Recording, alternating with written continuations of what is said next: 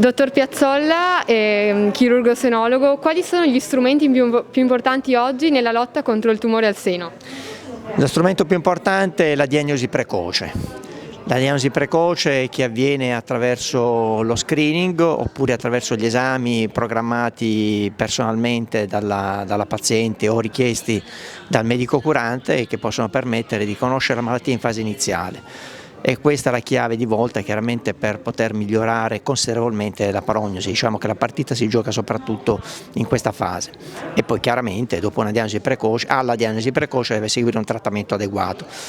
Oggigiorno la diagnosi e la cura dei tumori della mammella è affidata a centri senologici specializzati, identificati dalla Regione sulla base di determinati requisiti che chiaramente garantiscono un elevato standard qualitativo oltre che dei numeri elevati.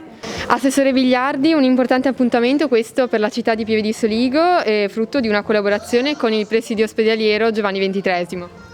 Sì, abbiamo notato che in questo periodo, purtroppo è andato di fatto, ci stiamo concentrando principalmente sulla pandemia Covid, tralasciando quelli che sono gli esami di routine che una donna dovrebbe comunque fare, per cui ci è sembrato importante anche come promemoria per le donne, per la nostra cittadinanza, organizzare questa serata affinché venga appunto creato anche un'occasione per pensare che le malattie purtroppo sono molte e che bisogna puntare sulla prevenzione, che è l'unico modo poi per cercare di sconfiggere anche tutte le altre malattie che non siano solo il Covid, che in questo momento effettivamente sta diciamo monopolizzando i nostri pensieri.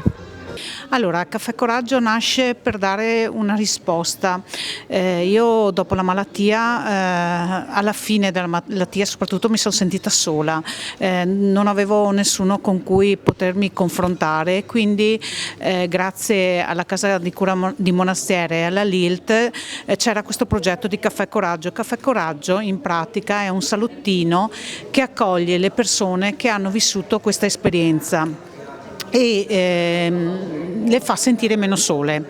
Siamo partiti con questa esperienza nella condivisione delle esperienze, ma poi col tempo abbiamo cominciato a capire cosa vorremmo far diventare Caffè Coraggio. Caffè Coraggio in pratica è ritrovare noi come donne, la bellezza nostra, il fatto che anche dopo una patologia così invalidante per la donna si può ritornare ad essere donne. Quindi abbiamo insieme a queste donne abbiamo fatto anche delle sfilate di moda dove abbiamo avuto dei negozi che ci hanno offerto dei vestiti e quindi siamo andati in passerella per ritrovare comunque la bellezza di noi. Yvonne Chiarin, capitana del Trifoglio Rosa, in che cosa consiste questa esperienza?